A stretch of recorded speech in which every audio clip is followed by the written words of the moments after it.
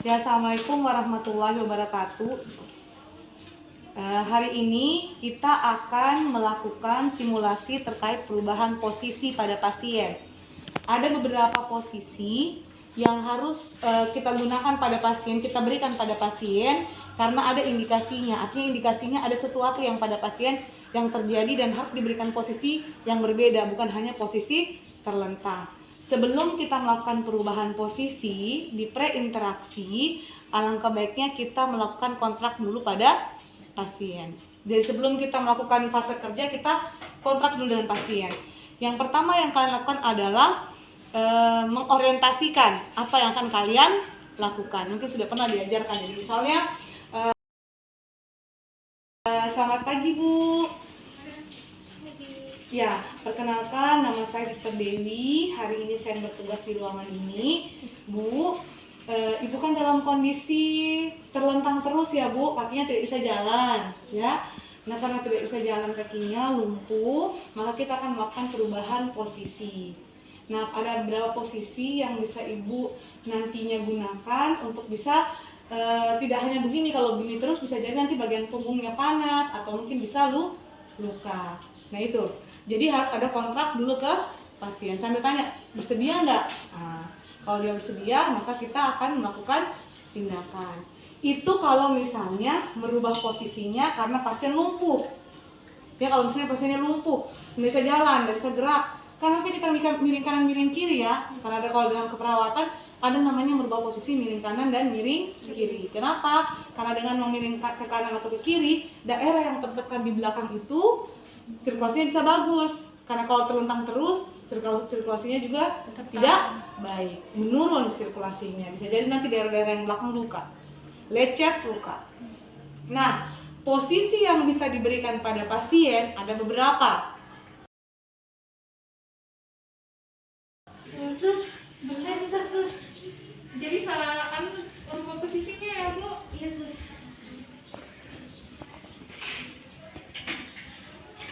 Ya, ini adalah posisi semi Fowler. Posisi semi Fowler adalah posisi tidak tidur dan tidak duduk, artinya setengah duduk. Dengan posisi ini bisa diberikan pada pasien dengan kondisi sesak nafas seperti yang ada pada yang terjadi pada pasien ini.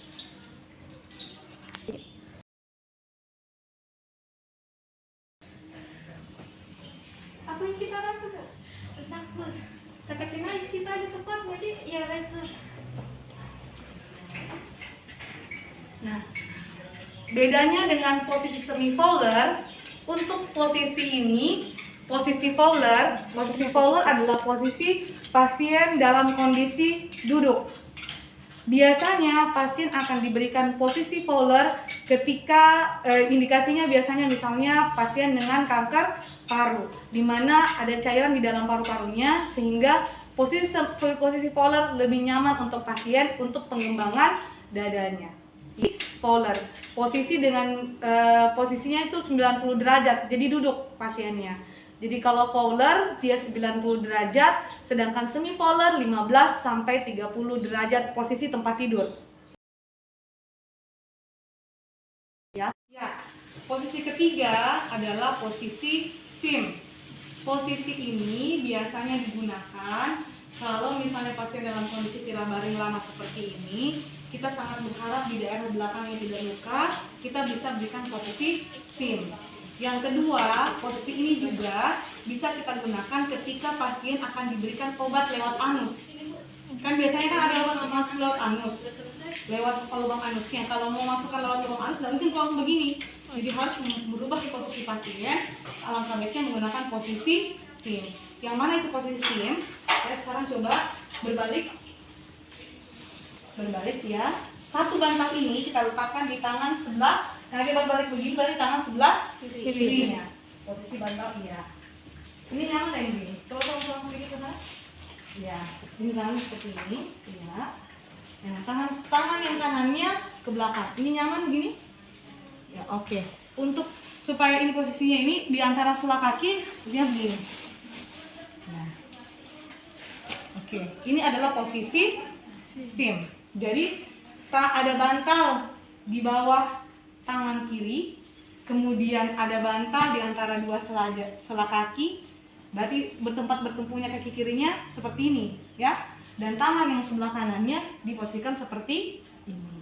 Posisi seperti ini untuk bisa membuat daerah yang tertekan, daerah yang ini, daerah panggul, daerah tumit tidak tertekan. Ini bisa kita berikan posisi pada pasien. Yang kedua, kalau kita memasukkan obat lewat anus, bisa dengan posisi seperti ini. Ini namanya posisi SIM. Posisi keempat adalah posisi Trendelenburg. Posisi ini di mana posisi kaki lebih tinggi daripada posisi kepala. Biasanya posisi ini diberikan pada pasien shock. Bukan dia shock karena tiba-tiba utangnya banyak, bukan ya. Shock artinya kondisinya perdarahan hebat misalnya, darah banyak yang keluar, sehingga dengan posisi seperti ini berharapkan sirkulasi darah kotak bagus. Hipotensi pasien, tensinya rendah, itu juga bagus dengan posisi kepala lebih rendah dibandingkan kaki. Dengan berharap dengan posisi seperti ini sirkulasi darah ke otak lebih baik. Nah, bagaimana posisinya? Berarti kalau tadi volar dan semivolar meninggikan kepala, kalau ini berarti kita meninggikan kaki. Kepala tidak, ya. Berarti kita posisikan kakinya naik.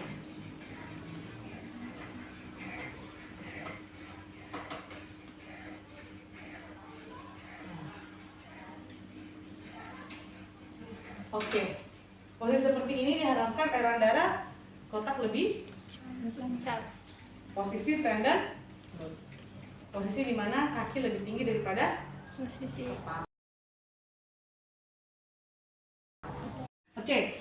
Sekarang posisi kelima adalah dorsal recumbens. Jika kalian pernah melihat ibu melahirkan, posisi kaki yang ditekuk dan kemudian ngangkat itu adalah posisi dorsal recumbens. Bagaimana posisi dorsal recumbens? Mohon maaf, kakinya tolong ditekuk, ya, satunya lagi, ya, bertumpunya nanti di kaki nih ya, kemudian dibuat dia langkah. Ini adalah posisi dorsal recumbens. Biasanya ini kita berikan pada ibu yang akan melahirkan, ya. Kakinya ini harus dia harus kuat kakinya, harus kuat bertumpu di kakinya. Seperti ini. Kenapa? Karena nanti kan dia berkuat begitu ya. Kalau kan kalian belum menikah ya. Jadi kalau misalnya kondisinya kalau kalian pernah lihat ibu melahirkan, ini adalah posisi yang namanya posisi dorsal recumbens, di mana kaki keduanya ditekuk lalu di ngangkang dalam kondisi ngangkang. Ya. Ini adalah dorsal recumbens. Posisi berikutnya adalah posisi litotomi. Yang mana litotomi itu? Nah, karena sebenarnya ini kita punya tempat tidur yang memang ada tempat bersandar kakinya. Tapi karena kondisinya alatnya lagi dipinjam, jadi kalau untuk litotomi saya contohkan saja. Jadi ini kakinya nanti alat dia begini, gantung begini kakinya. Ya.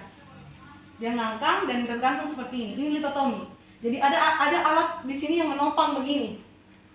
Itu biasanya ada bed sendiri tuh, maksudnya bed tempat tidur sendiri ya, khusus untuk ini. Jadi dia gampang seperti ini.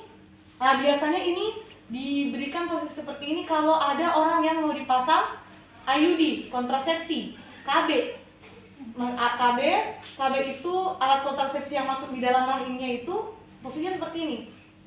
Mau periksa dalam, pasien mau diperiksa dalam daerah vaginanya, posisinya seperti ini, namanya posisi litotomi. Jadi jangan sampai kau pikir di rumah sakit pasien begini terus di posisinya, tidak ya. Banyak posisi, termasuk posisi yang sudah pertama kita bahas tadi, ada volar, semivolar, ada SIM, ada Trendelenburg, ada dorsal recumbens, dan yang sekarang adalah litotomi. Ya, posisi berikutnya adalah posisi ortopnea. Ortopnea ini adalah posisi yang bisa juga kita berikan pada pasien yang mengalami sesak nafas. Bagaimana modelnya? Pertama, kita naikkan kepalanya tempat tidur. Jadi kita putar kepala ini ke kanan. Ya. Ini untuk ke bagian kepala ya, yang ini. Jadi putar. Kita posisikan 90 derajat. Berarti posisi duduk.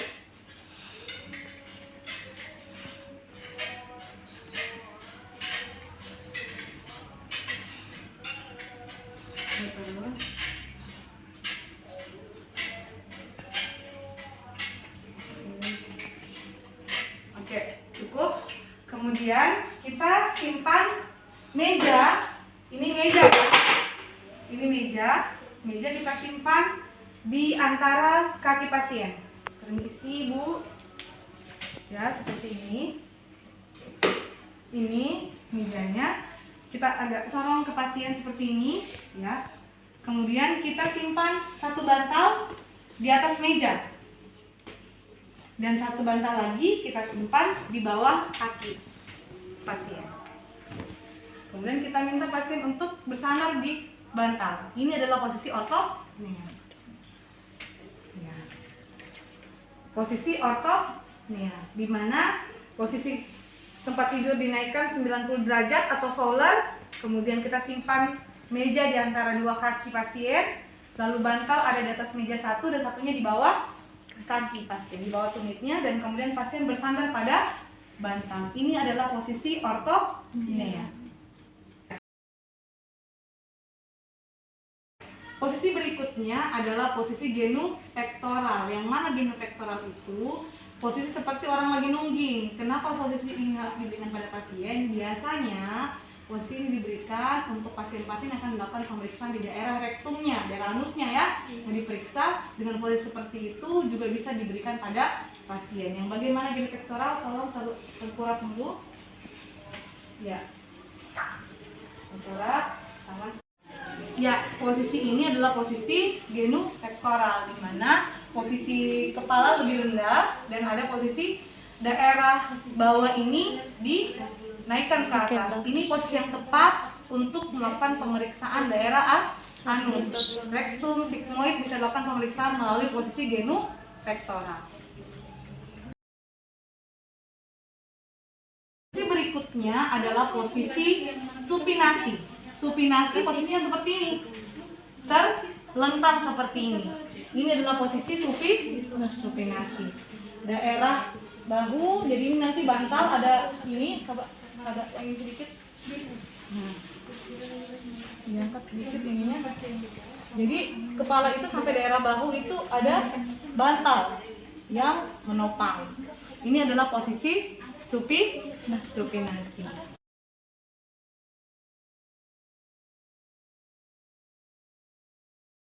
Nah, bagaimana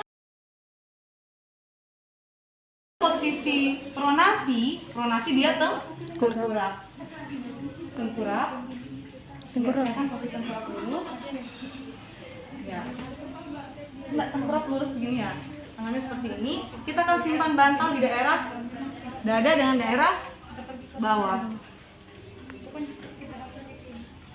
Jadi akan ada bantal di daerah sini, yang tipis, yang itu, masukkan sedikit, ya, dan kemudian ada di daerah bawah, ya, ini kan. Seperti ini adalah posisi pronasi. Kalau supinasi dia terlentang, kalau ini adalah pronasi. Kemudian bagaimana posisi lateral? Dia menghadap, lateral tuh menyamping ya. Lateral menyamping ya. Sekarang coba menyamping ke arah kanan. Ke arah kanan, ke arah kiri ya. Ya, seperti ini. Kaki. Ya. Ini adalah posisi lateral. Oke.